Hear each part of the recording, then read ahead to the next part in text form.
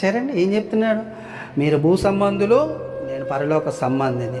మీరు ఇక్కడి వాళ్ళు, నేను పైవాడను. లోక సంబంధమైన బోధ కాదండి ఇది. అంటే భూమి మీద పుట్టిన బోధ కాదు ఇది. ఎక్కడి నుంచి వచ్చింది? పరలోకంలో నుంచి వచ్చింది, పై నుంచి వచ్చిన బోధ. ఇక్కడిదైతే అబద్ధం, అక్కడిది కాబట్టి ఏమైంది? ఇది నిజం, నిజమైన బోధ ఉంది బైబిల్లో. అంటే అది ఎలా ఉంది, ఎట్లొచ్చింది అంటే ఆయన మాటకు లేకపోతే దేవుని బోధకు ఒక శరీరాన్ని అమర్చి దేవుడు ఈ భూమి మీదకి పంపించాడు. ఆ బోధ వచ్చి బోధ చేసింది మనుషులకు, బోధ చేసింది.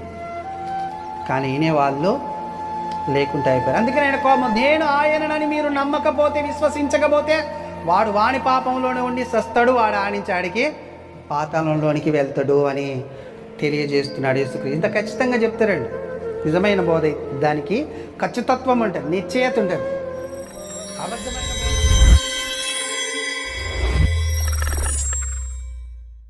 స్తోత్రములు తండ్రి, మహాపరిశుద్ధుడైన మా పరలోకపు తండ్రి, నీ కుమారుడైన యేసుక్రీస్తు నామంలో పరిశుద్ధాత్మ సహాయం చేత నీ పిల్లలం నీ కుమారుడి యొక్క పునరుద్ధాన దినమున నిన్ను ఆరాధించి స్తుతించి మాయంపరచడానికి మాకు ఇచ్చిన ఈ అనుకూల సమయాన్ని బట్టి మీకు లెక్కింపలేని కృతజ్ఞతాస్తుతులు చెల్లిస్తుంటున్నాం. ముఖ్యముగా నీ వాక్యాన్ని నాయన మరి బోధించబోచుండగా నీ ఆత్మ సహాయము, నీ జ్ఞానము నీ కుమారుడనైనా నాకు దయచేసి మాతో నాయన నాలో ఉండి మీరే మాట్లాడి నీ కుమారుడు రాకడకు సిద్ధపరచవలసిందిగా ప్రార్థిస్తుంటున్నాము. దేవా, మరి సిద్ధపరిచిన ఉపదేశం మీరు దీవించి నీ పిల్లలకు ఆశీర్వాదకరముగా నీకు మహిమకరముగా మార్చండి. ముఖ్యముగా తండ్రి, సమస్త విధములైన ఆటంకాలు, ఉపదేశమునకు ఆటంకపరుస్తున్న సమస్త విధములైన ఆటంకాలను తొలగించి పరిశుద్ధాత్మశక్తి నడిపింపు ఈయన తండ్రి నాయన ఉపదేశమునకు మీరు దయచేసి నడిపించి మహిమ ఘనత ప్రభావాలు మీరే పొందవలసిందిగా ప్రార్థిస్తూ మమ్మల్ని తగ్గించుకొని నామమును హెచ్చిస్తూ కొన్ని మనవులు నీ పాద సన్నిధిలో నుంచి నీ ప్రియ కుమారుడైన యేసుక్రీస్తు నామని ప్రార్థన సమర్పిస్తుంటున్నాము తండ్రి, ఆమెన్. దేవాది దేవుడు, సర్వోన్నతుడు, సర్వాధికారి, సర్వశక్తిమంతుడైన దేవునికి మహిమ ఘనత ప్రభావములు కలుగునుగాక. కూడుకున్న సహోదరి సహోదరులకు నా హృదయపూర్వక వందనాలు, శుభములు తెలియజేస్తూ ఉంటున్నాను. మన వాక్యంలోనికి వెళ్ళినట్లయితే విషయాన్ని ధ్యానించడానికి ప్రయత్నం చేద్దాం. ఏది నిజమైన బోధ, ఏది నిజమైన బోధ అనే టైటిల్ని మనము ధ్యానం చేద్దాం. ఏది నిజమైన బోధ అంటే అబద్ధమైన బోధ ఉందా అంటే ఉన్నది. అది ఎలా ఉంది, ఎక్కడ ఉంది అంటే లోకంలో ఉండిన బోధల గురించి మనకు అవసరం లేదు, కానీ బైబిల్లోనే కొన్ని బోధల్ని దేవుడు రాయించాడు. బైబిల్లోనే కొన్ని బోధలు అబద్ధమైన బోధలు అని దేవుడు రాయించాడు. ఎలాంటివి అవి అబద్ధమైన బోధలు? ఎలాంటి బోధని అబద్ధమైన బోధ అని బైబిల్ తెలియజేస్తుంది అనేది మనం ఆలోచన చేస్తే, బైబిల్లో అన్య బోధలు ఉన్నాయంట. ఎలాంటి బోధలు? అన్య బోధ ఉంది బైబిల్లో. రెండవది దయ్యముల బోధ ఉంది. మూడవది మనుష్యుల బోధ ఉన్నది. నాలుగవది పరిసయ్యుల బోధ ఉన్నది. ఐదవది శాస్త్రోపదేశకులు వాళ్ళ బోధ ఉన్నది. ఆరవది యాజకులు. ఏడవది ప్రవక్తలు. ఎనిమిదవది సద్దుకైలు. తొమ్మిదవది శాస్త్రులు. పదవది లౌకిక జ్ఞానం. ఇన్ని అబద్ధ బోధలు ఉన్నాయి. నేను చెప్పిన అన్ని బోధలు అబద్ధ బోధలు. అబద్ధ బోధలని నేను చెప్పడం కాదు, బైబిలు తెలియజేస్తుంది. అబద్ధ బోధ ఏది అని మనం ధ్యానిస్తున్నప్పుడు వీళ్ళందరి గురించి వస్తుంది, మీరు కనిపెట్టాలి. ఎందుకు చెప్పాను వీళ్ళందరి పేర్లు అంటే, నేను వచనాలను తీసి మీతో మాట్లాడుతున్నప్పుడు వీళ్ళందరి గురించి దేవుడు మాట్లాడే ఉద్దేశం మీకు తెలియజేయబడుతుంటుంది. అప్పుడు మీరు గ్రహించాలి, ఏది అబద్ధ బోధ అంటే మనుషులది అబద్ధ బోధ, ఏది అబద్ధ బోధ అంటే దయ్యముల అబద్ధ బోధ ఉంది. బైబిల్లో ఉంది. అన్య బోధ ఉంది. పరిసయ్యుల పులిసిన పిండి బోధ ఉంది. ధర్మశాస్త్రోపదేశకులట ఆయన సంకల్పానికి అడ్డు నిలిచారట, ఆ బోధ ఉంది. ఇలాగున కలలు కనే బోధ, ఇలాగున వేరే వేరే ఆలోచనలు కలిగిన బోధలన్నీ బైబిల్లో ఉన్నాయి. అవి అబద్ధమైన బోధలని చెప్పే విషయంలో ఉన్నాయి.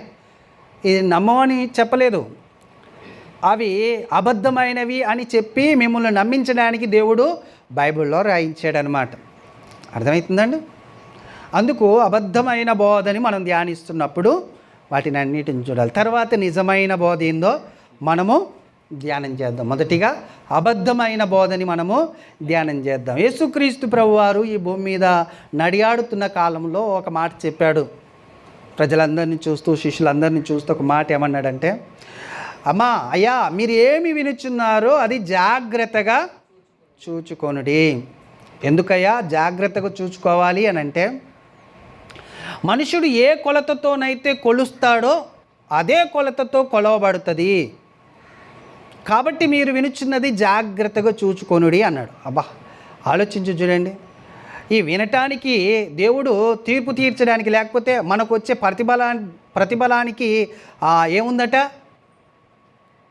పొత్తు ఉంది. అంటే మనం విని నడుచుకొని చేసే క్రియలను బట్టే మనకు ప్రతిఫలం వస్తుంది. మనం అబద్ధాన్ని విని అబద్ధాన్ని జరిగిస్తే అబద్ధానికి తగిన ప్రతిఫలము వస్తుంది. మనం నిజాన్ని విని నిజమైన బోధ ప్రకారం నడిచి దాని క్రియలు చేస్తే దానికి తగిన ప్రతిఫలము వస్తుంది అని దేవుని వాక్యము గట్టిగా మాట్లాడుతున్నది. కాబట్టి అబద్ధమైన బోధని ఏం చేయమంటున్నాడు? జాగ్రత్తగా కనిపెట్టండి అని చెప్తున్నాడు దేవుడు. అబద్ధమైన బోధ ఉన్నది. యేసుక్రీస్తు కాలంలోనే కాకుండా పాత నిబంధన కాలంలో నుంచి కూడా అబద్ధమైన బోధ ఉన్నది. అబద్ధమైన బోధని సరిగా గుర్తించగలగడమే క్రైస్తవుడి యొక్క జ్ఞానము అభివృద్ధిలోనికి వస్తుంది. లేకపోతే రాదని దేవుని వాక్యము సెలవిస్తుంది. అర్థమవుతుందా? అబద్ధమైన బోధ ఉన్నది, జాగ్రత్త అంటున్నాడు. మార్క్స్ వార్త 4వ అధ్యాయం 24వ వచనం. మరియు ఆయన మీరు ఏమి వినుచున్నారో జాగ్రత్తగా చూచుకొనుడి.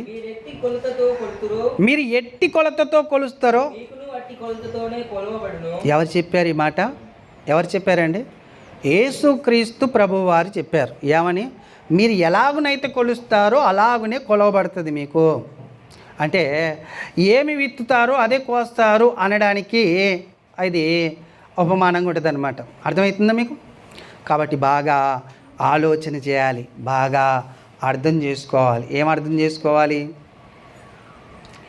మనం వినేదాన్ని బట్టే కొలవగలుగుతాము అనేది జ్ఞాపకం చేసుకోవాలి. మనం కొలవగలుగుతున్న దాన్ని బట్టే మరలా కొలుచుకుంటామనేది కూడా జ్ఞాపకం చేసుకోవాలి. కాబట్టి మనం చాలా జాగ్రత్తగా విందాం. మరి ఇంకదా యేసుక్రీస్తు ప్రభువారే చెప్తున్నాడు. ఏమని? మీరు చాలా జాగ్రత్తగా వినండి. ఏదైతే మీరు వింటున్నారో అది చాలా జాగ్రత్తగా చూసుకోండి. అందులో ఉందా లేదా అనేది కూడా చూసుకోవాలి. గ్రంథంలో ఉందా లేదా ఆయన చెప్తున్న బోధ అనేది కూడా చూసుకోవాలి. గ్రంథంలో లేని బోధలు చెప్పేవాళ్ళు కూడా ఉన్నారు. కాబట్టి చాలా జాగ్రత్తగా ఉండమని దేవుని వాక్యం సెలవిస్తుంది. ఇంతకు ఎలాంటి బోధ విషయంలో ఎలాంటి మనుషుల మధ్య జాగ్రత్తగా ఉండాలయ్యా మేము అంటే, బైబిల్లో యేసుక్రీస్తు ప్రభువారు కొన్ని విషయాలు తెలియజేశారు. మనం చూద్దాం. మత్తయి సువార్త 16వ అధ్యాయము, మత్తయి సువార్త 16వ అధ్యాయము 6 నుంచి కొన్ని వచనాలు చూద్దాం. అప్పుడు యేసు చూచుకొనుడి పరిసయ్యులు సద్దుకైలు అను వారు పులిసిన పిండిని గూర్చి ఏ విషయంలో జాగ్రత్త పడమంటున్నాడండి? పులిసిన పిండిని గురించి జాగ్రత్త పడుడి వారితో చెప్పెను. కాగా వారు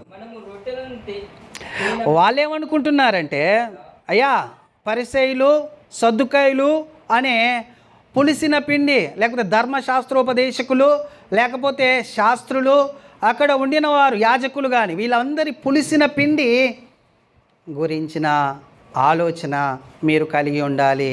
అంటే పులిసిన పిండి అంటే ఎందుకు కింద చెప్తారు చూడండి. అలాగనే అయితే వీళ్ళు ఈ విషయాన్ని చెప్తున్నప్పుడు వీళ్ళు ఏమంటున్నారంటే, కాగా వారు మనము రొట్టెలు తేనందున కదా ఈ మాట చెప్పానండి.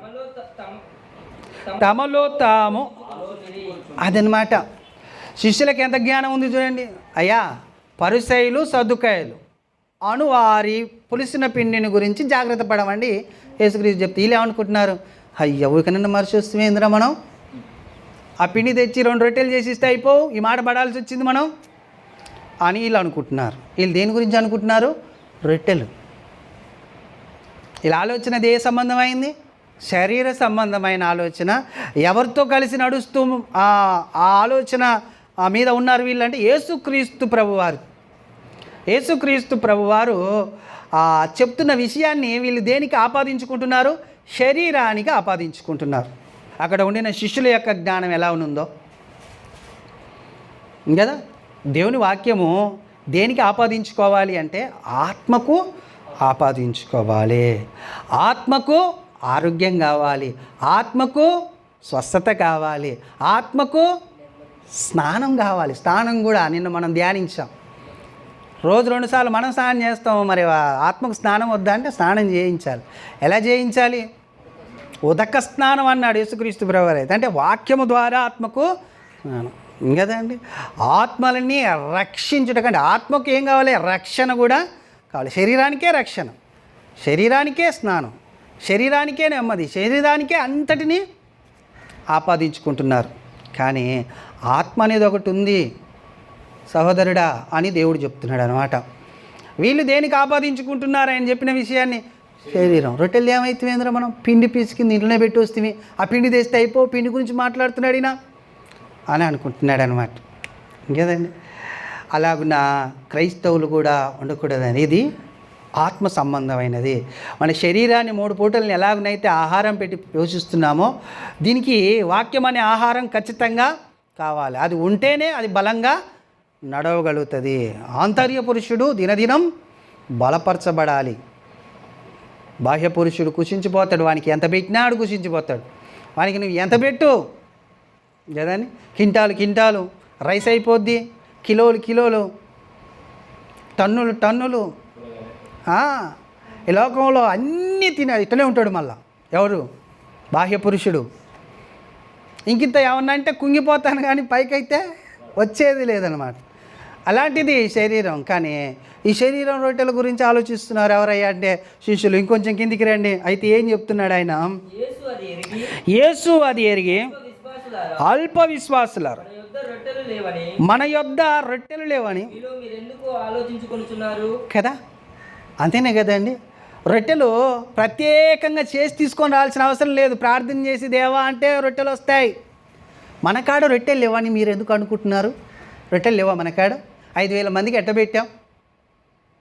పెట్టినావా పెట్టలేదా? ఎన్ని రొట్టెలు? 5 రొట్టెలు. ఎన్ని చేపలు? 2 చేపలు. 5,000 మంది ఎట్ట తిన్నారు? మీరు రొట్టెల గురించి ఎందుకు ఆలోచిస్తారు? అల్ప విశ్వాసం మీది కాబట్టి దేని కొరకు ఆలోచిస్తారు? శరీరం కొరకు, రొట్టెల కొరకు ఆలోచిస్తున్నారు అనేది తెలియజేస్తూ ఉన్నాడు. ఇక ఆయనకు దాన్ని రివీల్ చేస్తాడు చూడండి. దాన్ని 16వ అధ్యాయం, అక్కడ కాదు నేను చెప్తాను, 16వ అధ్యాయం మొత్తం దీన్ని రివీల్ చేసే ఆలోచన ఎక్కడ చేస్తాడంటే ఆయన 11వ వచనం చూడండి. నేను రొట్టెలను గురించి మీతో చెప్పలేదని మీరెందుకు గ్రహింపగారు?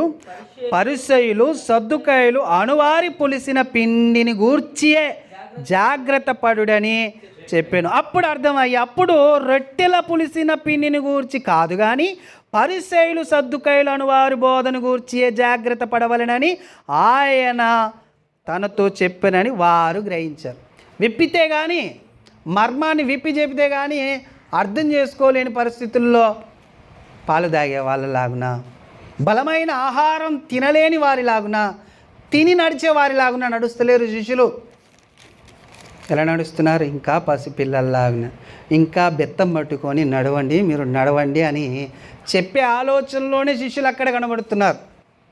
అప్పుడు గ్రహించారట, ఓహోహో ఈ పరిసయ్యులు సద్దుకాయలు వాళ్ళ బోధ పులిసిన పిండి అంటున్నాడు. అంటే పాత బోధ. పులిసిన పిండి బోధ అంటే అర్థమైంది, పాతది తీసుకొచ్చి మరలా కొత్త దానికి ఆపాదిస్తున్నారు వీళ్ళు. పాతది తీసేశాను, కొత్తగా మార్చడానికి వచ్చింది నేను అని యేసుక్రీస్తు ప్రభువారు చెప్పే క్రమంలో మాట్లాడుతున్న విషయం అండి కదండి. అయితే ఈ సద్దుకాయలు, ఈ పరిసయ్యులు, వీళ్ళతో ధర్మశాస్త్రోపదేశకులు కూడా ఉండి దేవుని చిత్తానికి లేకపోతే దేవుని సంకల్పానికి అడ్డుపడుతున్నారు. ఈ పులిసిన పిండిని దగ్గర పెట్టుకొని ఏం చేస్తున్నారు? ఈ పులిసిన పిండి అంటే ముందుకు పోతే తెలుస్తుందండి ఏంటిదో. అయితే ఈ పులిసిన పిండి అనే బోధని వీళ్ళలో ఉంచుకొని దేనికి అడ్డుపడుతున్నారు? దేనికండి? దేవుని యొక్క సంకల్పానికి అడ్డుపడు. దేవుని సంకల్పం ఏంటో తెలుసా? బాప్తిస్మం. దేవుని సంకల్పంలో ఉన్నది ఏంటిది? అనాది కాల సంకల్పం. భూమికి పునాదులు వేయబడక ముందే దేవుడు నిర్ణయించిన ఒక నిర్ణయం ఉంది, అది బాప్తిస్మం. అది సామాన్యమైంది కాదు, అది దేవుని యొక్క ఆ సంకల్పానికి ఎవరు అడ్డుపడుతున్నారు? ఈ పరిసయ్యులు, ధర్మశాస్త్ర ఉపదేశకులు వచ్చి యోహాన్ గారు బాప్తిస్మం ఇస్తుంటే మీరు బాప్తిస్మం ఎందుకు ఇస్తున్నారని దాని విషయంలో అడ్డుపడుతున్నప్పుడు ఒక మాట రాయించాడు. లూకాసు సువార్త 7వ అధ్యాయము 30వ వచనం చేయండి. లూకాసు సువార్త 7వ అధ్యాయము 30వ వచనం. పరిసయ్యులను, ధర్మశాస్త్ర ఉపదేశకులను అతని చేత, ఎవరి చేత? యోహాను చేత. అతని చేత బాప్తిస్మము పొందక తమ విషయమైన, అంటే అక్కడ దేవుని సంకల్పంలో ఎవరున్నారండి? సద్దుకైలు కూడా ఉన్నారు, పరిసయ్యులు కూడా, లేకపోతే ధర్మశాస్త్ర ఉపదేశకులు, పరిసయ్యులు కూడా దేవుని సంకల్పంలో తమ విషయంలో కూడా దేవుని సంకల్పం ఉంది. ఆ తమ విషయంలో దేవుని సంకల్పమును నిరాకరిస్తున్నారు. ఎవరు? వీళ్ళే కదా. ఇంకా ఏం చేయాలి? ప్రోత్సహించాలి. వీళ్ళే కదా ఇంకేం చేయాలి? నడిపించాలి ముందుకు. వీళ్ళే కదా మేము ముందున్నాం, మీరు నడవండి మా వెనకంగా అని చెప్పాలి. ఎవరు? పరిసయ్యులు కానీ ధర్మశాస్త్ర ఉపదేశకులు. కానీ దేవుని సంకల్పాన్ని నిరాకరిస్తున్నారు. దేన్ని బట్టి అంటే లోపట ఒక బోధ ఉంది. ఏంటిది అది? పులిసిన పిండి అనే బోధ ఉంది. ఆ బోధని బట్టి ఈ బాప్తిస్మం ఎందుకురా, ఈ బాప్తిస్మం ఇవ్వకూడదు, ఈ బాప్తిస్మం ఏంది, అసలు కొత్తది పెడుతున్నావేంటి నువ్వు వచ్చి అని యోహాను బాప్తిస్మం ఇస్తుంటే దాన్ని నిరాకరిస్తున్నారు. ఇది ఇవ్వకూడదు అంట. కిందకు వచ్చిన ఉంటుంది చూడు. కాబట్టి ఈ తరము మనుష్యులను దేనితో పోల్చుదును? యేసుక్రీస్తు ప్రభువారు అంటున్నాడు చూడండి, వాళ్ళు దేన్ని పోలి ఉన్నారంటే సంత వీధులలో కూర్చొని ఉండి మీరు పిల్లనగోవి ఊత్తిమి కానీ మీరు నాట్యమాడరైతిరి ప్రలాపించితిమి గాను మీరు ఏడవరైతిరి ఒకనితో ఒకడు చెప్పుకొని పిలుపులాటలాడుకును. చూశారండి ఎలాంటిగా వాళ్ళని పోలుస్తున్నాడు? వాళ్ళని చూసి పిలుపులాట ఆడుకునే పిల్లకాయలని పోలి ఉన్నారట. అర్థమైంది అక్కడ ఉద్దేశం. యేసుక్రీస్తు ఏం చెప్తున్నాడు? చిన్నపిల్లలు చిన్నప్పుడు ఆడుకుంటారు చూడండి, అమ్మ నాన్న ఆట ఆడుకుంటారు కదండి, చాలా ఇలాంటి ఆటలు ఆడుకుంటారు. అలాంటి ఆటలు ఆడుకున్నట్టే ఉంది. దేవుని సంకల్పాన్ని వీళ్ళు దేనికి వేస్తున్నారు? ఆట ఆడుతున్నారు వీళ్ళు, ఆటలు ఆడుతున్నారు వీళ్ళు. దేవుని అనుగ్రహిస్తే, దేవుడు కటాక్షిస్తే, దేవుడు దయ చూపితే, దేవుడు కరుణ చూపితే పుట్టి ఈ భూమి మీద ఉండి తన్ను మహిమపరచవలసిన వాళ్ళయుండి ఏం చేస్తున్నారు వీళ్ళు? పిల్లకాయలను పోలి ఉన్నారు. చూడండి దేవుని యొక్క ఆలోచన ఎలా ఉందో. ఏంటయ్యా మీ వల్ల దేవునికి లాభము? మీరే వాటిని ముందుకు నడిపించవలసిన వారయ్యుండి మీరే ఏం చేస్తున్నారు? నిరాకరిస్తారా దేవుని సంకల్పాన్ని? బాప్తిస్మాన్ని నిరాకరిస్తారా మీరు? బాప్తిస్మం రక్షణకరమైంది కాదు, బాప్తిస్మం పరలోకం చేర్చేది కాదు. బాప్తిస్మం ద్వారానే పాపి కూడా మారు మనసు పొంది ఏం చేస్తాడు? రాజ్యంలోనికి ప్రవేశిస్తాడు కాదు. ఆ బాప్తిస్మాన్ని నిరాకరిస్తున్నారు. దేన్ని బట్టి నిరాకరిస్తున్నారంటే బోధ ఒకటి ఉంది ఇలాది. ఏ బోధ అది? పులిసిన బోధ అంటున్నాడు, పులిసిన బోధ అంటున్నాడు కదండి. అయితే ఈ పులిసిన బోధే కాదు, ఈ పులిసిన బోధని ఒక పేరు పెట్టాడు. ఏంటంటే అది వేషధారణ. ఈ పులిసిన బోధకు ఒక పేరు పెట్టాడు, అది వేషధారణ. ఎవరిలో ఉంది వేషధారణ అంటే ఈ పరిసయ్యులలోనూ ఈ సద్దుకాయలలోను. కిందికి రండి అట్లాగనే లూకాసు వార్త 12వ అధ్యాయం 1వ వచనం. ఒక 2 పేజీలు తిప్పండి. లూకాసు వార్త 12వ అధ్యాయము 1వ వచనం. అంతలో ఒకరినొకరు త్రొక్కుకొనున్నట్లు వేల కొలది జనులు కూడినప్పుడు ఆయన శిష్యులతో మొదట ఇట్లని చెప్పసాగాను. ఇక్కడ అండలేండి, పరిసయ్యుల వేషధారణ అను పులిసిన పిండిని గూర్చి జాగ్రత్త పడండి. పులిసిన పిండి అంటే ఏమంటున్నాడు ఆయన?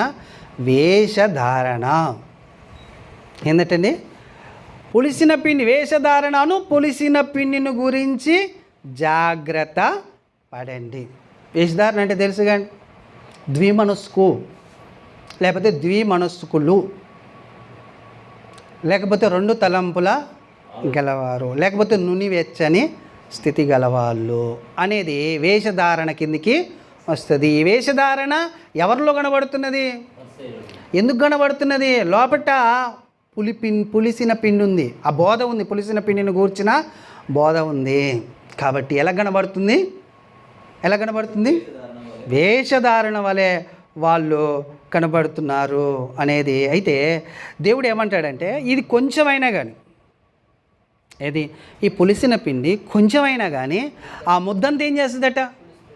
పులిసిపోయేటట్లు చేస్తుంది. కాబట్టి ఈ కొంచెం కూడా ఉండడానికి వీళ్ళు దేవుని పిల్లలేనండి. పరిసయ్యులు, ధర్మశాస్త్ర ఉపదేశకులు, సద్దుకయ్యులు కానీ, అక్కడ ఉండిన శాస్త్రులు కానీ ఎవరు కాదు, దేవుని పిల్లలే. కానీ వాళ్ళలో ఏముందంటే పులిసిన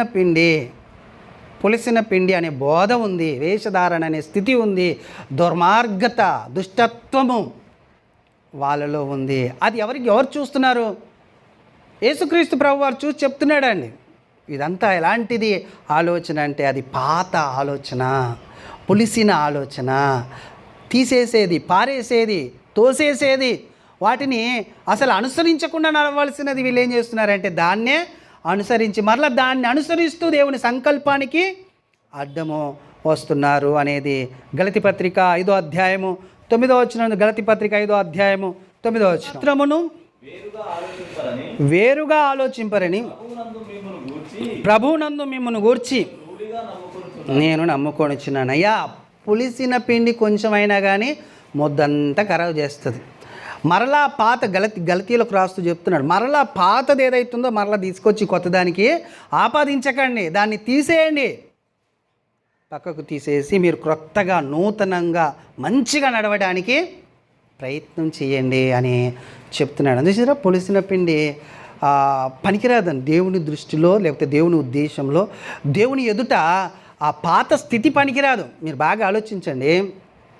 దేవుని నమ్ముకున్నాం, బాప్తిసం తీసుకున్నాం, దేవుని రాజ్యంలోనికి వచ్చాం.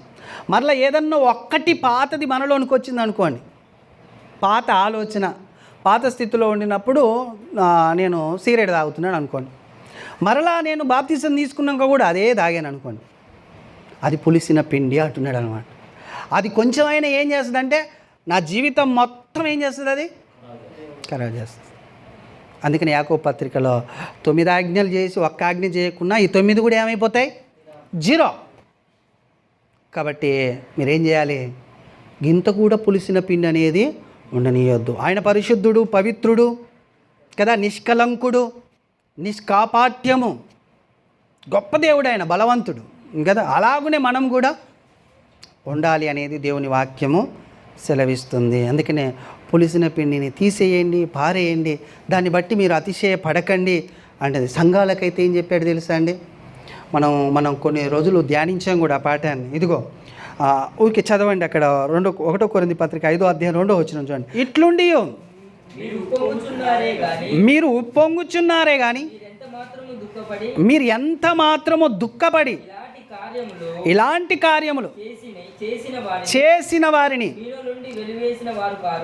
చూసారండి, మీలో నుంచి వెలివేసిన వారు కారు. అంటే ఈ పులిసిన పిండి బోధ కలిగిన వాళ్ళని కానీ, ఈ పులిసిన పిండి స్థితి లాంటి వాళ్ళని కానీ సంఘములో ఉంచుకొని, కొరింథీ సంఘంలో ఉంచుకొని ఏం చేస్తున్నారు? వీళ్ళు ఉప్పొంగుచున్నారు, అతిశయపడుచున్నారు. ఎంత మాత్రం మీరు వాళ్ళని దూరం చేసుకోలేకపోయారు. కాబట్టి 6వ వచనం చూడండి, అక్కడ నెక్కిందికి 6వ వచనంలోనికి రండి. మీరు అతిశయపడటం మంచిది కాదు. ఇదిగో పులిసిన పిండి కొంచెమైనను ముద్దంతయు పులియజేయనని మీరెరగరా? మీరు పులిపిండి లేనివారు గనుక క్రొత్త ముద్ద అవుటకై ఆ పాతదైన పులిపిండిని తీసి పారవేయడి. ఇంతేకాక క్రీస్తు అను మన పస్కా పశువు వధింపబడెను గనుక ఈయనండి, పాతదైన పులిపిండితోనైనను, ఇక్కడ అండర్లైన్ చేసి, దుర్మార్గత, దుష్టత్వము పులిపిండితోనైనను కాకుండా నిష్కాపాట్యమును, సత్యమును పులియని రొట్టెతో. అదనమాట పండగ దేంతో చేయాలో తెలుసా కొరింథీ సంగమా? పులియని పిండితో పండగ చేయాలి. అంటే పరిశుద్ధులమయ్యుండి కూడుకుంటే పండగ అది. కొరింథీ సంఘంలో అంతా కలిపేసి ఆరాధన చేస్తున్నారు, అది దేవునికి ఇష్టంగా ఉండదు. పులిసిన పిండిని ఏం చేయమంటున్నాడు, మీరు వెలివేయండి, పక్కకు తోసేసి మీరు పులిపిండి లేనివారు, అంటే పులిసిన పిండి లేనివారు మంచిగా కూడుకొని పరిశుద్ధంగా దేవుణ్ణి ఆరాధించండి అని దేవుని వాక్యము సెలవిస్తుంది. అంటే అబద్ధపు స్థితి సంఘంలో కనబడుతున్నది, పాత స్థితి ఇంకా సంఘంలో కనబడుతున్నది. అది ఎవరిలో కనబడుతుంది? ఇప్పుడు నేను చెప్పాను కదండి, చాలామంది మనుషుల బోధ ఉంది లోకంలో, దయ్యముల బోధ ఉంది, లౌకిక బోధ ఉంది, మట్టి జ్ఞానంలో నుంచి పుట్టిన బోధ ఉంది లోకంలో, ఇంకా చాలా బోధలు ఉన్నాయి. ఆ బోధలు కాదు, కానీ దేవుని పిల్లలు పరిశీలవులండి, సద్దుకాయలు ఎవరు, ధర్మశాస్త్ర ఉపదేశకులు ఎవరు, ఆలోచించండి, శాస్త్రులు ఎవరు, యాజకులు ఎవరు, వీళ్ళందరిలో ఏం కనబడుతుంది యేసుక్రీస్తు ప్రభు వారికి అంటే తప్పు ఆలోచన, తప్పు బోధ, దుర్మార్గత, దుష్టత్వం, వేషధారణ, ఇవన్నీ కనబడుతున్నవి. అందుకనే ఆయన చెప్తున్నాడు, వీళ్ళ గురించి జాగ్రత్త, మీరేమి వినుచున్నారు అది చాలా జాగ్రత్తగా చూచుకోండి, లేకపోతే మీరు ఇబ్బందులు పాలయ్యే అవకాశము ఉంది అని దేవుని వాక్యం సెలవిస్తుంది. కొత్త నిబంధనలే కాదండి, పాత నిబంధనలో ప్రవక్తలు కూడా ఎలాగున్నారో ఒక 2 వచనాలు చూసుకొని నిజమైన బోధలోనికి మనం వెళ్దాం. ఇర్మియా గ్రంథం 5వ అధ్యాయము 30వ వచనం, 30-31 చదవండి. ఘోరమైన భయంకరమైన కార్యము ఎక్కడ జరుగుతుంది? దేశంలో. ఏ దేశంలో? ఇజ్రాయెల్ దేశంలో. ఇజ్రాయెల్, ఆయన ఇర్మియా అని చెప్పేది, దేశంలో భయంకరమైన ఘోరమైన కార్యాలు జరుగుతున్నవి. అది ఎవరు చేస్తున్నారు చూడండి. ఇక ప్రవక్తలు అబద్ధ ప్రవచనములు పలికెదరు, యాజకులు వారి పక్షమున ఏలుబడి చేసేది. అలాగు జరుగుట నా ప్రజలకు ఇష్టము, దాని ఫలము నొందినప్పుడు చూశారండి, దాని ఫలం పొందుతుంది. అక్కడ ఉన్న వాళ్ళందరూ మహాఘోరమైన భయంకరమైన కార్యాలు చేస్తున్నారు. సామాన్యమైన కార్యాలు కాదు అవి. ఎలాంటి కార్యాలు అయ్యి? ప్రవక్తలు అబద్ధం చెప్పొచ్చా అండి? ఎంత ఘోరమైనవి చూడండి. అబద్ధ ప్రవచనములు పలికెదరు, యాజకులు వారి పక్షమున ఏలుబడి చేస్తారు. అవును, కరెక్టే ప్రవక్తలారా, మీరు చెప్పింది కరెక్టే అని వాళ్ళని కరెక్ట్ చేసి వీళ్ళు ఏలుబడి వాళ్ళ పక్షమున జరిగిస్తున్నారు. అంతేకాకుండా చూశారండి, ప్రవక్తలు కలిసిపోయారు, యాజకులు కలిసిపోయారు, అక్కడ ప్రజలు కూడా వాళ్ళతో కలిసిపోయారు. అది ఇష్టం వాళ్ళకు. ఏది ఇష్టం? భయంకరమైన కార్యాలు, ఘోరమైన కార్యాలు చేయడము ఎవరికి ఇష్టము? ప్రజలకు ఇష్టం. ఎందుకంటే ఈ ప్రజలు ఎలాంటి వాళ్ళు?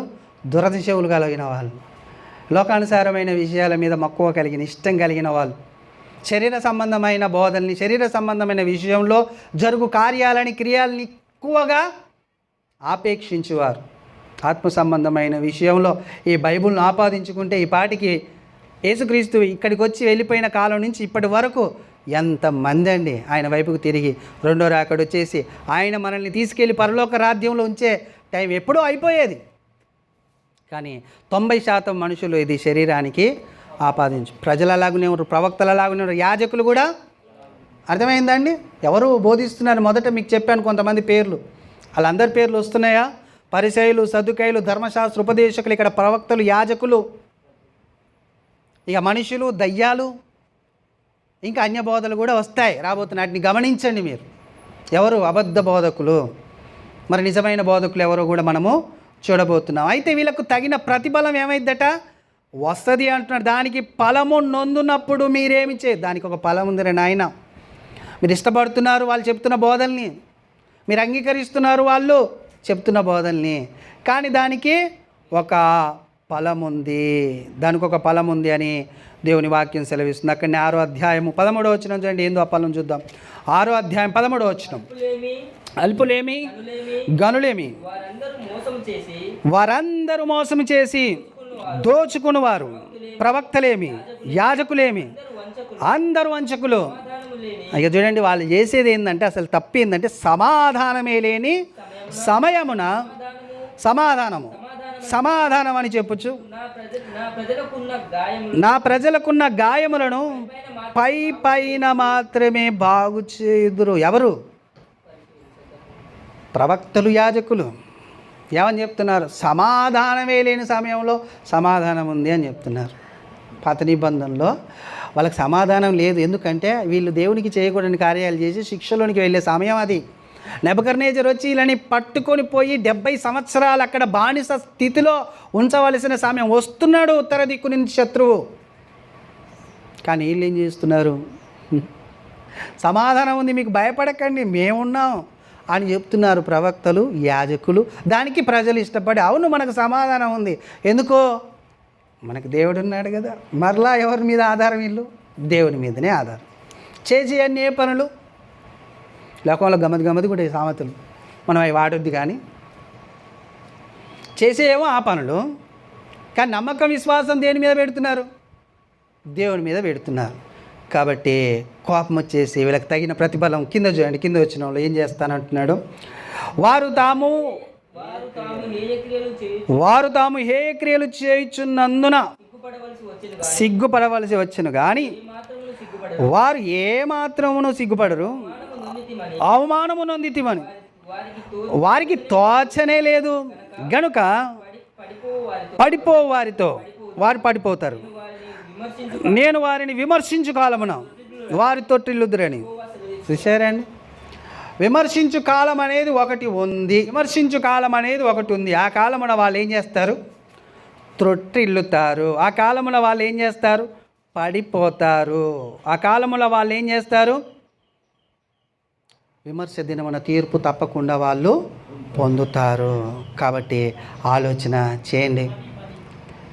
ఏం చేస్తున్నారు చూడండి. వీళ్ళు సమాధానమే లేని స్థితిలో సమాధానం ఉందని చెప్తున్నారు. బాగా ఆలోచించండి. ఇప్పుడు ఈ భూమి మీద క్రైస్తవులకు సమాధానం ఉందండి? ఉందా? సమాధానం ఉందా? పోరాటం ఉందా? సమాధానం ఉందా? యుద్ధం ఉందా? సమాధానం ఉందా? శ్రమ ఉందా? ఇప్పుడు చెప్పండి మీరు.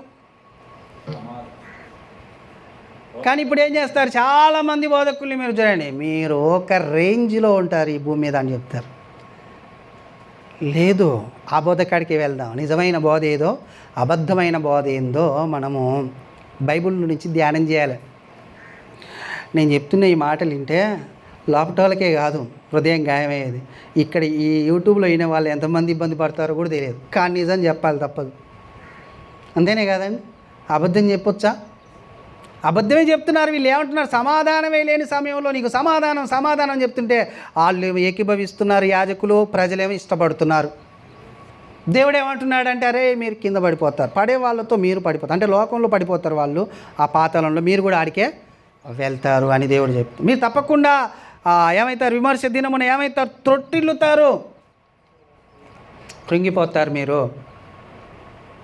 కాబట్టి మీరు నిజమైన బోధని, అక్కడ ఆయన ఉద్దేశానుసారమైన బోధ ఏందో దాన్ని జాగ్రత్తగా వినండి, చూచుకోండి. అలాగునుందా చెప్పేవారు చెప్తున్నారా, అలాగునా లేదా అనేది చూచుకోండి అని దేవుని వాక్యము మనకు సెలవిస్తున్నది కదా అండి.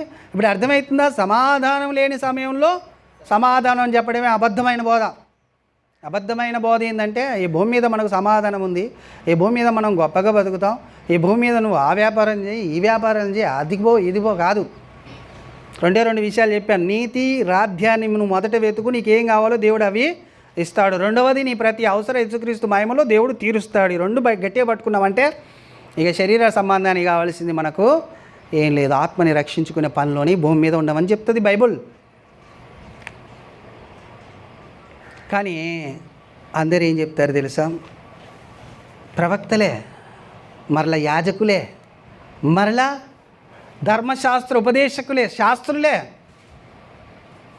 సమాధానం ఉంది నీకు, సమాధానం ఉందని ఈ పాత స్థితిని పరిశైలిలో ఉంచుకొని వాళ్ళు అలాగనే కొనసాగుతారు యేసుక్రీస్తు కాలం నాటికి కూడా. కాబట్టి లేదు నాయన అంటే ఇప్పుడు వీళ్ళు శరీరానికి ఏం చేయాలని చూస్తున్నారండి? మట్టి గోడకు గచ్చుపూత అంటే ఈ శరీరాన్ని సమాధానపరచాలని వీళ్ళు బోధ చేస్తున్నారు. సమాధానపడుతుంది, నువ్వు సమాధానపరచుకున్నా ఇది సమాధానంగానే ఉంటుంది. నువ్వు అక్కడివే నా సమాధానపరిచేది, ఇంకా చాలా రాజ్యాలు ఉన్నాయి, చాలా దేశాలు ఉన్నాయి, అక్కడ కూడా సమాధానంగానే ఉంటున్నారు వాళ్ళు.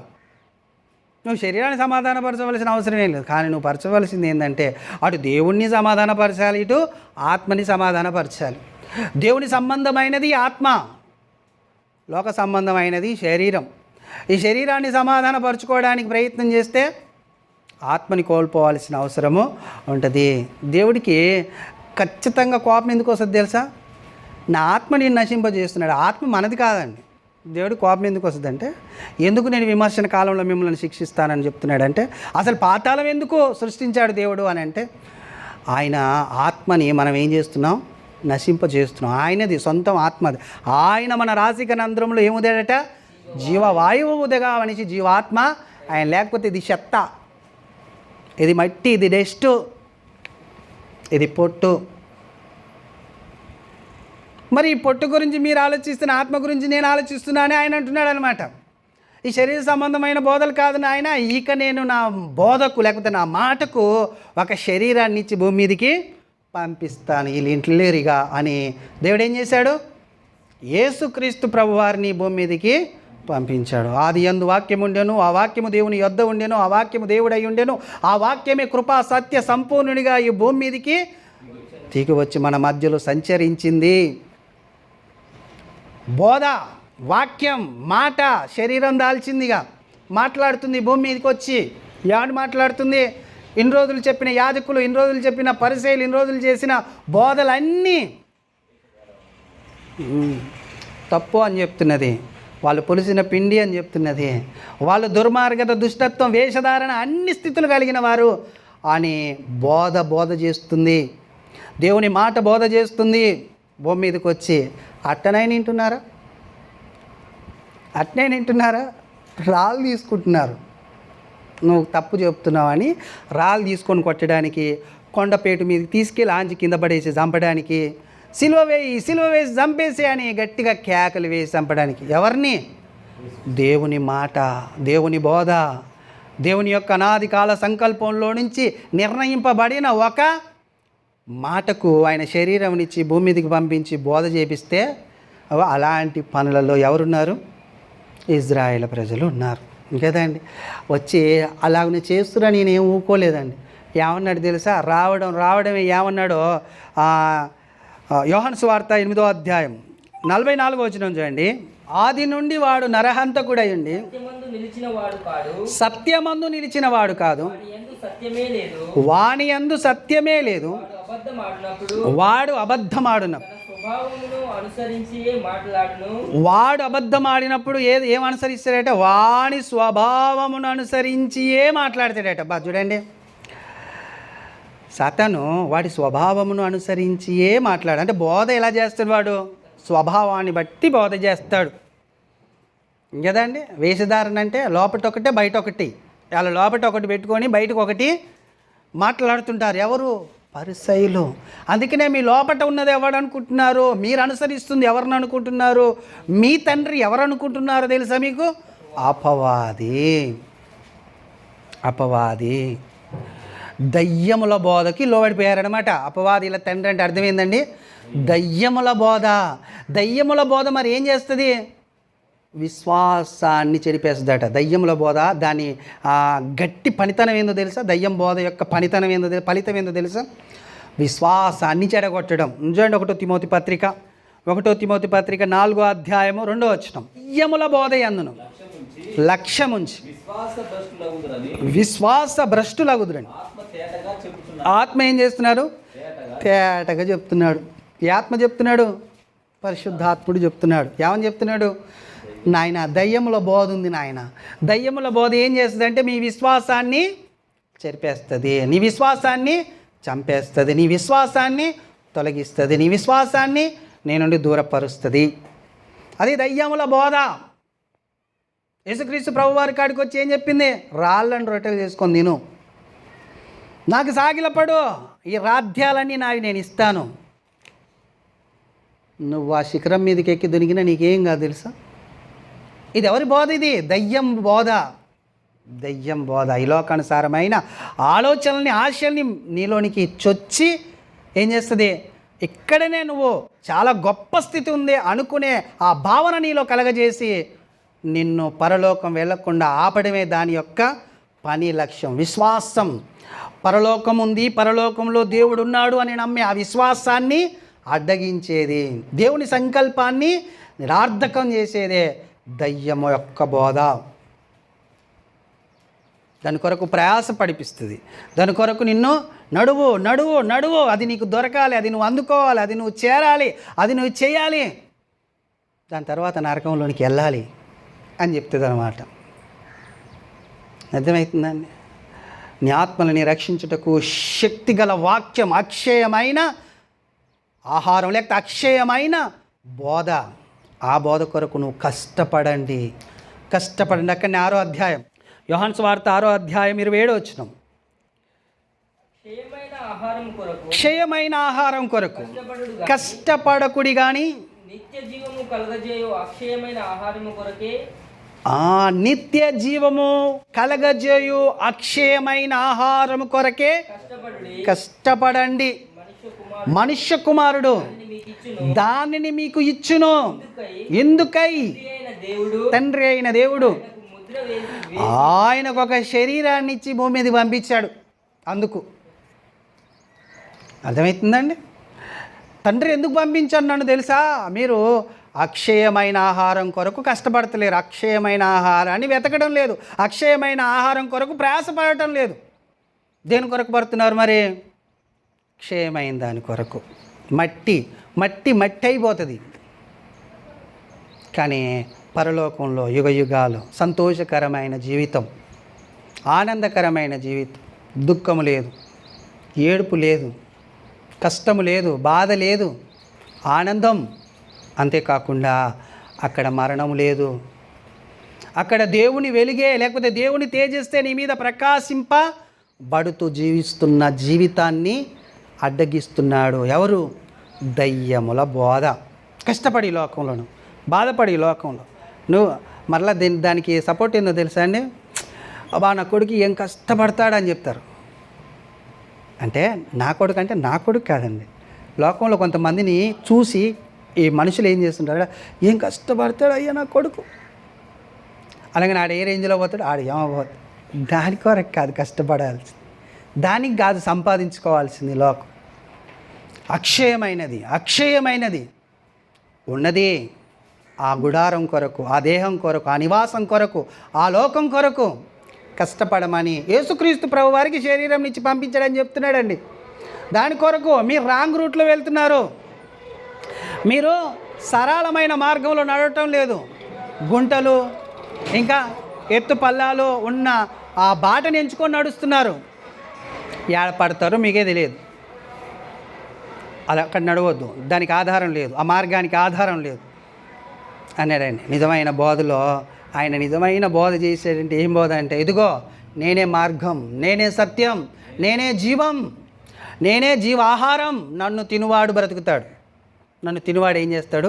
బ్రతుకుతాడు. నన్ను నా శరీరం తిని నా రక్తం త్రాగువాడు వాని యందు నేను, నా యందు వాడు నివసిస్తాం, యుగ యుగాలు తరతరాలు నివసిస్తాం. ఈ బోధ ఉంటుందండి. బయట ఆలోచించండి. ఇప్పుడు ఈ పరిసయ్యులు, ఈ సద్దుకయ్యులు, లేకపోతే ధర్మశాస్త్ర ఉపదేశకులు, లేకపోతే ఇక్కడ ఉన్న ప్రవక్తలు, యాజకులు చెప్పారండి దేవుని గురించి? ఇలా చెప్పారా? ఏం చెప్పారు వాళ్ళు? సమాధానం, నీకు సమాధానం. సమాధానం అంటే అర్థం ఏందో తెలుసా? నువ్వు నెమ్మది కలిగి భూమి మీద బతుకుతావు, నీకేం బాధ లేదని చెప్పడం. కానీ శిష్యులు, పరిసయ్యులు ఏం చెప్పారు? అపోస్తలులు ఏం చెప్పారు? మీరు శ్రమలు అనుభవించి దేవుని రాజ్యములో ప్రవేశించాలని శిష్యులనట దృఢపరిచారట. మీరు శ్రమలు అనుభవించి దేవుని రాజ్యంలో ప్రవేశించాలి అనేది శిష్యులను దృఢపరుస్తూ వాళ్ళు ముందుకు సాగారు. అర్థమవుతుందని? అంటే లోకంలో పోరాడేవాడికి, దేవునిలోని ఉండి పోరాడేవాడికి వేరియేషన్ ఏంటయ్యా అంటే, వాడేమో శరీరం కొరకు పోరాడుతూ ఉంటాడు, శరీర సంబంధమైన బోధ వింటూ శరీర సంబంధమైన సమ్మతి కలిగి నడుస్తుంటాడు. ఇక్కడ ఉన్నవాడు పోరాడే ఆత్మ సంబంధమైన విషయాలను వింటూ ఆత్మ సంబంధమైన ఆలోచనలు కలిగి ఆత్మ సంబంధమైన విషయాల్లో ఆత్మని రక్షించుకుంటూ ఈడు పోరాడుతూ ఉంటాడు. సేమ్ అక్కడ జరిగేది ఇక్కడ. అంటే అక్కడ వాన వస్తుంది వాడికి, ఇక్కడ వాన వస్తుంది. అక్కడ వానికి గాలి వీస్తుంది, ఇక్కడ వానికి గాలి వీస్తుంది. అక్కడ వాడు కష్టపడాలి, ఇక్కడ వాడు సేమ్. కానీ చివరికి వెళ్ళేసరికి ప్రతిఫలం ఎవడు పొందుకుంటాడు? అదనమాట ప్రాముఖ్యమైనది. నిన్న కుమారుడు వాక్యం చెప్తూ ఒక విషయాన్ని చెప్పాడు. చంద్రుని మహిమ చంద్రునికి ఉంది, సూర్యుని మహిమ సూర్యునికి ఉంది, నక్షత్రాల మహిమ నక్షత్రాలకు ఉంది. మరి మనిషి మహిమ ఎక్కడ పోయింది? అసలు ఈ జ్ఞానం ఇచ్చింది ఎందుకో దేవుడు? ఈ బోధన ఇచ్చింది ఎందుకో? ముఖ్యంగా చూడండి 1 కొరింథీ పత్రిక 2:7 చూడండి. దేవుని జ్ఞానము మర్మమైనట్టుగా బోధించుచున్నాము. ఈ జ్ఞానము పాత నిబంధనలో మరుగై ఉండెను, జగత్తుత్పత్తికి ముందుగానే. దీనిని దేవుడు మన మహిమ నిమిత్తం నియమించాడు. ఎవరి మహిమ నిమిత్తమట? మన మహిమ నిమిత్తము. దేని నియమించాడు? జ్ఞానమును. ఆ జ్ఞానమే దేవుని యొక్క మాట. ఆ మాటే యేసుక్రీస్తు ప్రభువారు. ఆ జ్ఞానాన్ని మన మహిమ నిమిత్తము నియమించాడు. ఎందుకంటే సూర్యుని ఉంచుకున్నాడు, చంద్రుని ఉంచుకున్నాడు, నక్షత్రాలు. మనిషి మాత్రము పోగొట్టుకున్నాడు. ఆ పోగొట్టుకున్న దాన్ని మరలా ఇవ్వడానికే ఆ బోధ ఈ భూమి మీదకి పంపించాడు దేవుడు. అందుకని యేసుక్రీస్తు ప్రభువారు ఏమంటాడంటే, నేను పైనుంచి వచ్చాను. బాగా వినండి, నేను పైనుంచి వచ్చాను. చూడండి, వీకే అయిన బదులు యోహాను సువార్త 8:23-24 యోహాను సువార్త 8:23-24 అప్పుడు ఆయన, మీరు కిందివారు, నేను పైనుండి వాడను. మీరు ఈ లోక సంబంధులు, నేను ఈ లోక సంబంధులను కాను. కాగా మీరు మీ పాపములోనే ఉండి మీరు చనిపోవుదురని మీతో చెప్పి తిని. బాగినాలి. నేను ఆయననని మీరు విశ్వసించిన ఎడల, మీరు విశ్వసించని ఎడల మీరు మీ పాపములోనే ఉండి చనిపోతారు. సరేండి, ఏం చెప్తున్నాడు? మీరు భూ సంబంధులు, నేను పరలోక సంబంధిని. మీరు ఇక్కడి వాళ్ళు, నేను పైవాడను.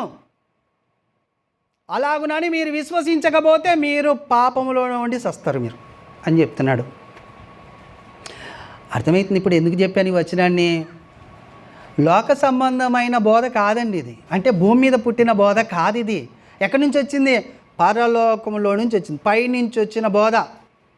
ఇక్కడిదైతే అబద్ధం, అక్కడిది కాబట్టి ఏమైంది? ఇది నిజమైన బోధ ఉంది బైబిల్లో. అంటే అది ఎలా ఉంది, ఎట్లొచ్చింది అంటే ఆయన మాటకు లేకపోతే దేవుని బోధకు ఒక శరీరాన్ని అమర్చి దేవుడు ఈ భూమి మీదకి పంపించాడు. ఆ బోధ వచ్చి బోధ చేసింది మనుషులకు, బోధ చేసింది.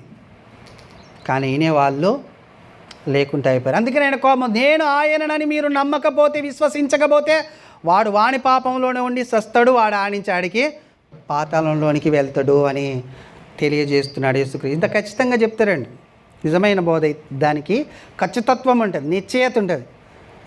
అబద్ధమైన బోధ ఉడత ఊపుడు అంటే ఉంటుంది, ఉడత ఊపుడు. అలాగ 4 ఊపులు ఊపుతారు, కథం పోతారు. యేసు నామంలో నీకు అద్భుతం, యేసు నామంలో నీకు అది కలుగునుగాక, ఇది కలుగునుగాక అని చెప్తారు, పోతారు. ఏది కలగదు, అది అట్టనే ఉంటాడు. ఏమీ కలగదు ఈ భూమి మీద. దేవుడే ఏదైనా, అందుకనే వాక్యమే కార్యం సిద్ధింపజేస్తుంది, దేవుని ఆత్మే కార్యం సిద్ధింపజేస్తుంది. దేవుడే ఆత్మ, దేవుడు కార్యం సిద్ధింపజేస్తాడు. అంతేకాదు నీ బలము నీ శక్తి అంతా వ్యర్థమైందని దేవుని వాక్యం ఖచ్చితంగా చెప్పేసింది. మన వలన ఏది ఈ భూమి మీద కాదు. ఆయన మీద ఆధారపడితే, ఆయనని ఆశ్రయిస్తే, ఆయనని నమ్మితే, ఆయనని విశ్వసిస్తే మనం ఏదైనా చేయగలిగేటానికి ఆయన మనల్ని నడిపిస్తాడు ముందుండి. అలా నడవాలంటే బోధ వినాలి. ఈ బోధ చాలా గొప్ప బోధ అనేది మనము తెలుసుకోవాలి. 8వ అధ్యాయం అక్కడనే 38వ వచనం చూడండి. ఇంకేం చెప్తున్నాడు ఆయన? నిజమైన బోధ విషయం, నేను నా తండ్రి వద్ద చూచిన సంగతులే బోధించుచున్నాను, ఆ ప్రకారమే మీరు మీ తండ్రి యొద్ద వినిన వాటినే మీరు మీ తండ్రి అంటే ఎవరు? వాళ్ళ తండ్రి. ఇలాగ చదివా 44 అపవాది. మీ తండ్రి ఏం చెప్పాడో అవే మీరు చేస్తున్నారు, నా తండ్రి ఏం చెప్పాడో నేను అది చేస్తున్నా అంటున్నాడు. నేను అక్కడ ఏం చూశానో అయ్యే వచ్చి ఇక్కడ చేస్తున్నాను. నా తండ్రి నాకు ఏం చూపించాడో అవి నేను చేస్తున్నాను. నా తండ్రి నాకు ఏం చెప్పాడో నేను అవి బోధిస్తున్నాను. మీ తండ్రి మీకు ఏం నేర్పాడో, ఏం చేయమన్నాడో, ఏం చేసేవాడో వాడు అవి మీరు చేస్తున్నారు. దానికి దీనికి చూడండి ఎంత వ్యత్యాసం ఉంది. ఆ వ్యత్యాసాన్ని కూడా చాలా చక్కగా వాళ్ళకి అర్థమయ్యేటట్టు చెప్తున్నాడు మంచిగా. మళ్ళీ వాళ్ళు ఎవరో కాదండి, దేవుని పిల్లలే, పరిసయ్యులకే చెప్పేది ఆ ముచ్చట. ఆ విషయాలు నమ్మట్లేరు ఆయనని, మరి విశ్వసిస్తలేరు. కాబట్టి మీరు అపవాది, మీ తండ్రి అపవాది. అబ్రహాం కాదు మీ తండ్రి, అపవాది. అబ్రహాం అయితే అబ్రహాం క్రియలు చేయదురు. అబ్రహాం నమ్మాడు దేవుణ్ణి, అది అతనికి నీతిగా ఎంచబడింది. మరి మీరు నమ్మట్లేరంటే మీరు అపవాది పిల్లలు, కాబట్టి అది మీకు నరకంగా మార్చబడుతుంది అనేది తెలియజేశాడు కదండి. అలాగనే 8, 46, 47 చూడండి. దేవుని సంబంధి అయిన వాడే దేవుని మాట, అంటే దేవుని బోధ వింటాడు. నాలో 46, 47 చదువు డైరెక్ట్. దేవుని సంబంధి అయి ఉన్నవాడు దేవుని మాట వినును,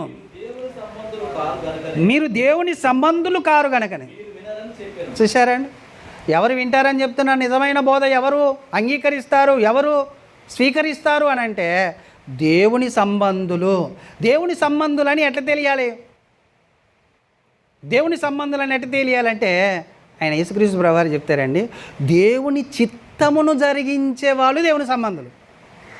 దేవుని చిత్తం ఎక్కడుంది? మరలా దేవుని బోధలోనికే రావాలి, తెలవాలండి. మరలా దేవుని వాక్యంలోనికే రావాలి, తెలియాలంటే కదండి.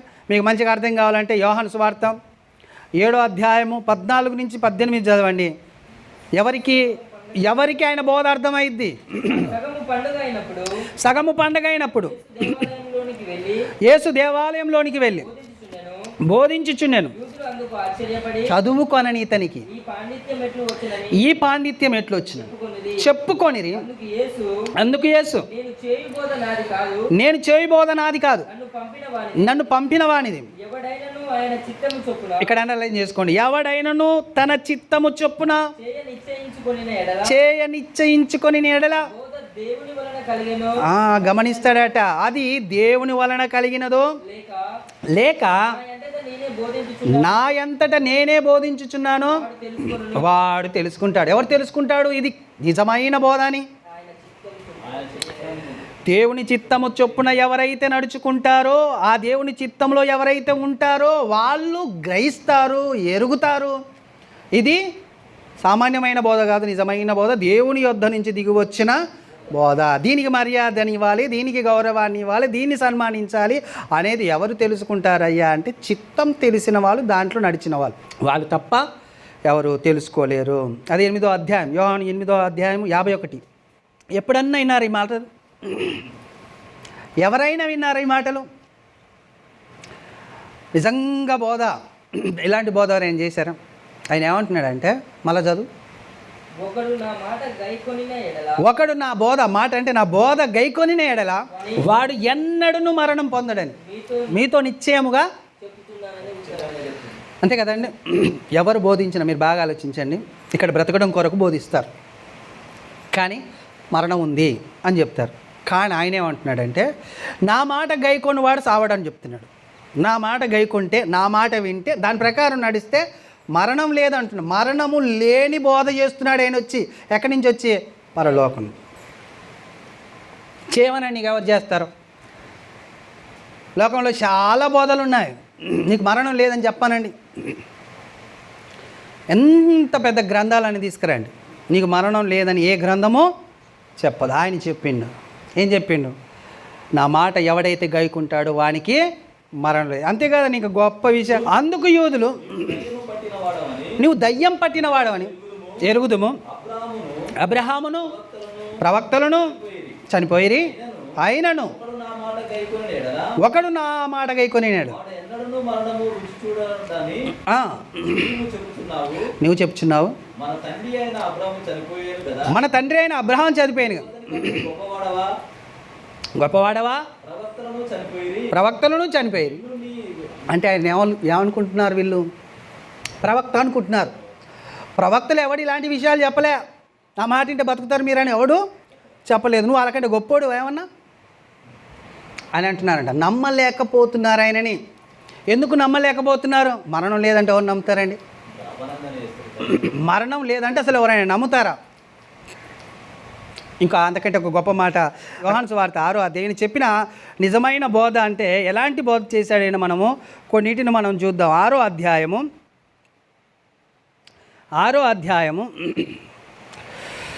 51 చూడండి. జీవాహారమును నేనే, ఎవడైనను ఈ ఆహారము భుజించితే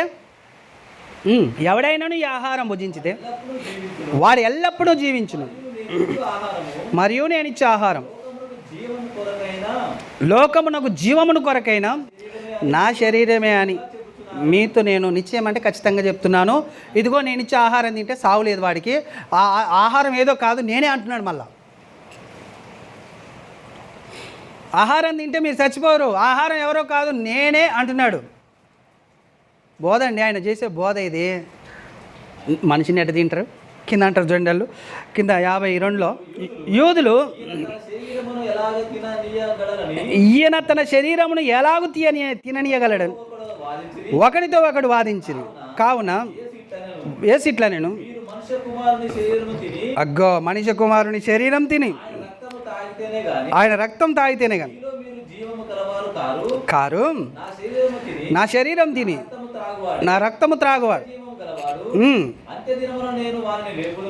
చాలా అంటే కదా. అందుకు ఏమంటున్నారు, నా శరీరము నిజమైన ఆహారము నిజమైన పానమునైనది. ఇక్కడ అండర్లైన్ చేసి నా శరీరము నిజమైన ఆహారం నిజమైన పానము. నిజమైన బోధ ఇది, అబద్ధం కాదు. ఆధ్యాత్మికమైన మరణం లేదని చెప్తున్నాడు. అంటే పాతాళం మీరు వెళ్ళరని చెప్తున్నాడు. నాతో పాటు తండ్రి సింహాసనమునందు ఆసీనులు అవుతారని చెప్తున్నాడు. అబద్ధం అంటే ఇది తప్ప మిగతాదంతా అబద్ధం కనబడదు. ఇది తప్ప మిగతాదంతా అబద్ధము కనబడదు. అయితే పరిశుద్ధాత్మ బోధ పేతురు ద్వారా చేసిన కొన్ని మాటలు మనం చూద్దాం. అపోస్తుల కార్యములు 2వ అధ్యాయము 22-23 వచనాలు చూడండి. దేవుడు నజరేయుడైన యేసు చేత అద్భుతములు మహత్కార్యములు సూచక్రియలను మీ మధ్యను చేయించి ఆయన తన వలన మెప్పు పొందిన వానిగా కనపరచును, అది మీరు ఎరుగుదురు. ఇక్కడి నుంచి బాగినండి. దేవుడు నిశ్చయించిన సంకల్పమును ఆయన భవిష్యత్ జ్ఞానమును అనుసరించి అప్పగింపబడిన ఈయనను మీరు దుష్టుల చేత చూశారండి. భవిష్యత్ జ్ఞానాన్ని బోధించాడు. ఎవరు? యేసుక్రీస్తు ప్రభువారు. ఆయన బోధలో ఏం బోధించాడయ్యా అంటే భవిష్యత్ జ్ఞానం. భవిష్యత్ జ్ఞానం అంటే ఇప్పుడు ఉంటున్న ఈ జ్ఞానం కాదు, ఈ శరీరానికి సంబంధించిన జ్ఞానం కాదు ఆయన బోధించింది. భవిష్యత్ జ్ఞానాన్ని బోధించిన ఆయనని మీరు సిలువ వేసి అనవసరంగా చంపేశారు.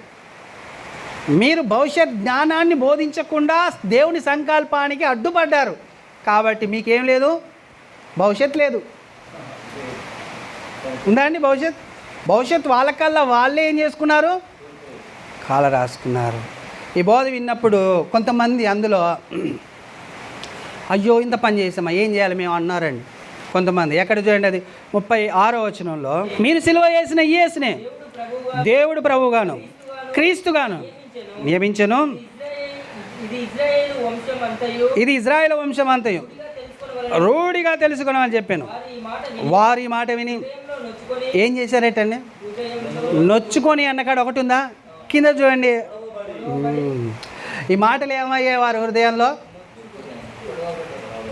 కొంతమంది ఏమో తీసుకెళ్ళి చెరసాల్లో వేశారు, వాళ్ళ హృదయం కూడా పొడవబడింది. కొంతమంది ఏమో మేము ఏం చేయాలి చెప్పన్నారు.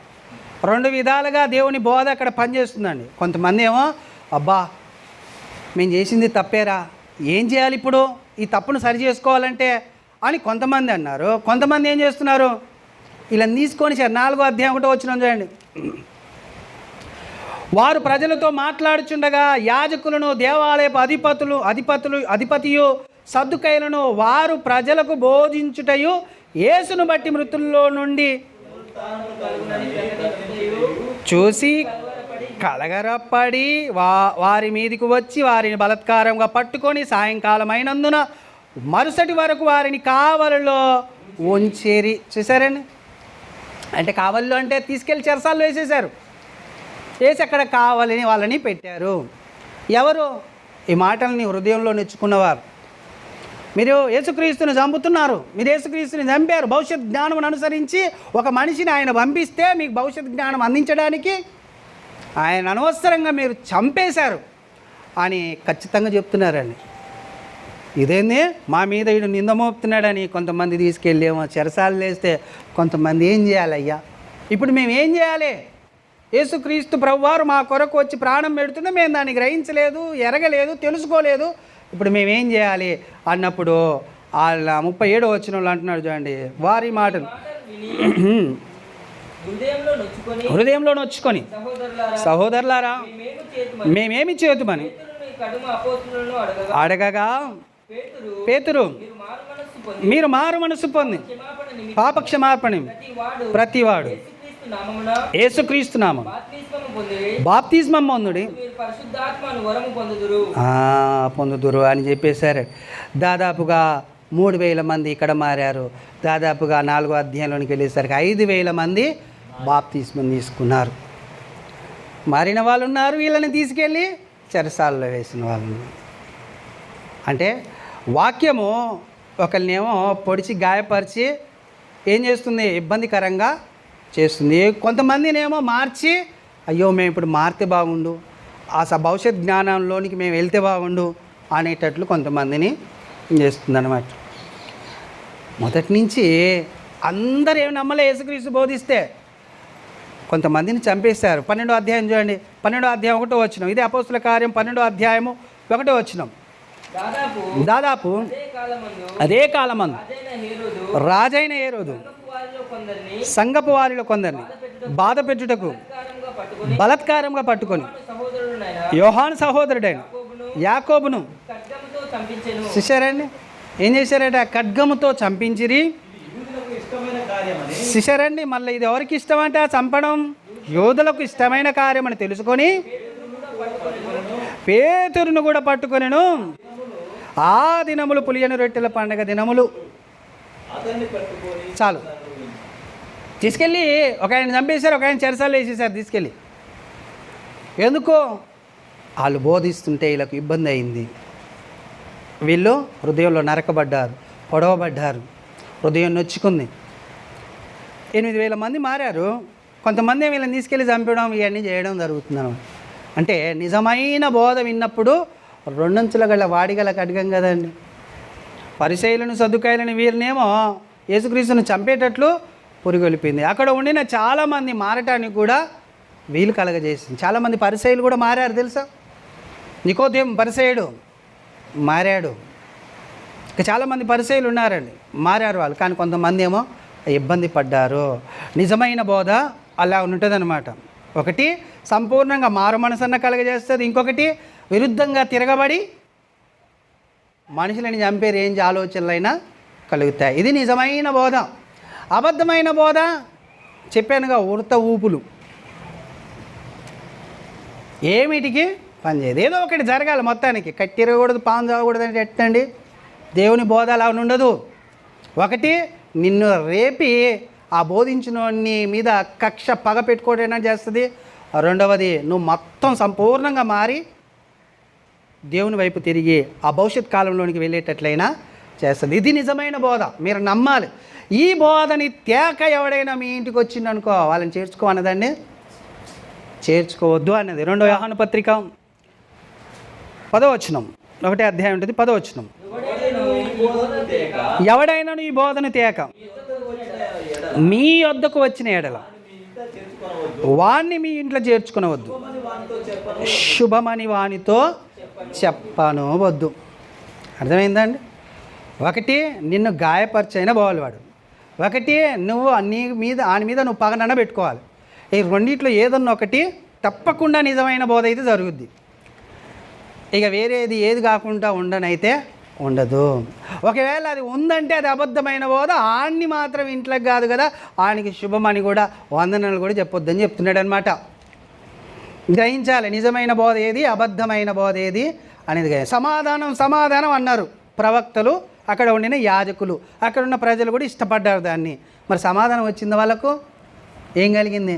నెబుకద్నెజర్ రానే వచ్చాడు, వీళ్ళని తుత్తు నీలుగా చేసి మంచి మంచి బలం కల్లో అక్కడ తీసుకెళ్ళాడు, చేతగాలని వ్యర్థులను అందరిని అక్కడ వదిలేసి వాళ్ళ పట్టణాన్ని అంతా తగలబెట్టేసి వాళ్ళ బంగారం అంతా దోసుకొని వెళ్ళిపోయాడు.